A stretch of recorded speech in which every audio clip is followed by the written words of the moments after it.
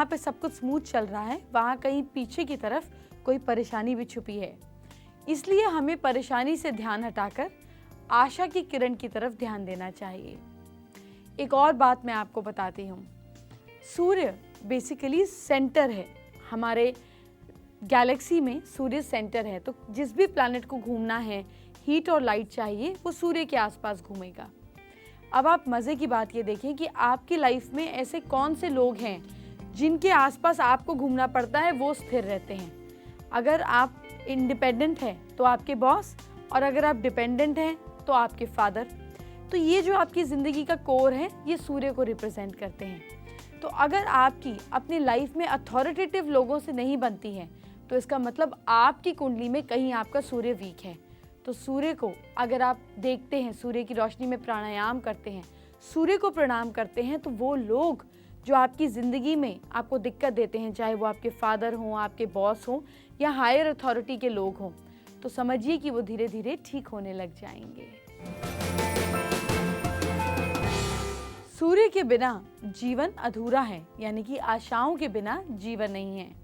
ये बात हम सब जानते हैं कि सूर्य के बिना लाइफ असंभव है, सब कुछ खत्म हो जाएगा। जिस दिन सूर्य ने चमकना बंद कर दिया, उस दिन हमारा जीवन भी खत्म हो जाएगा। तो सूर्य का यही नियम हमारी आशाओं पर अप्लाई होता है। अगर हमारी आशाएं खत्म हो गई तो हमारी ज़िंदगी भी नहीं बचेगी, ज़िंदगी भी खत्म हो जाएगी। आशाएं ही, होप ही हमें ज़िंदा रखे हुए हैं, इसलिए अपनी होप्स को हमेशा जगाए रखें। मुझे याद आया कि अगर आपकी लाइफ में होप नहीं है तो देखिए आपके घर में ईस्ट जो है वो पूरी तरह से बंद होगा।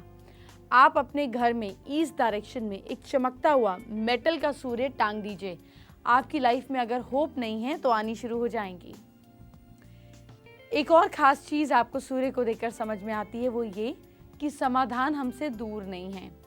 सूर्य के डूबने के बाद ही उसकी रोशनी भी मौजूद रहती है। कभी कभी बादल सूर्य को ढक देते हैं, लेकिन हम जानते हैं कि सूर्य वही है।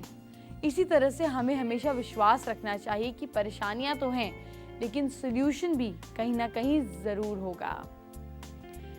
सूर्य से हमें ये भी सीखना चाहिए कि फिर सुबह होगी, यानी कि आज अगर अंधेरा ज़्यादा है, सूर्य डूब गया है, अंधेरा डार्कनेस बहुत ज़्यादा है, तो फिर एक नया सवेरा होगा। अपनी होप को जगाए रखें। आपके घर में अगर सूर्य की रोशनी आती है तो आपकी लाइफ में भी होप, आपकी लाइफ में भी ग्रोथ ज़रूर होगी। लेकिन अगर आपके घर का ईस्ट, नॉर्थ ईस्ट बंद है, तो इसका मतलब कहीं ना कहीं लाइफ में होप कम है, डिप्रेशन कम है। इसलिए किसी भी तरीके से वहाँ से खिड़की ज़रूर निकालें।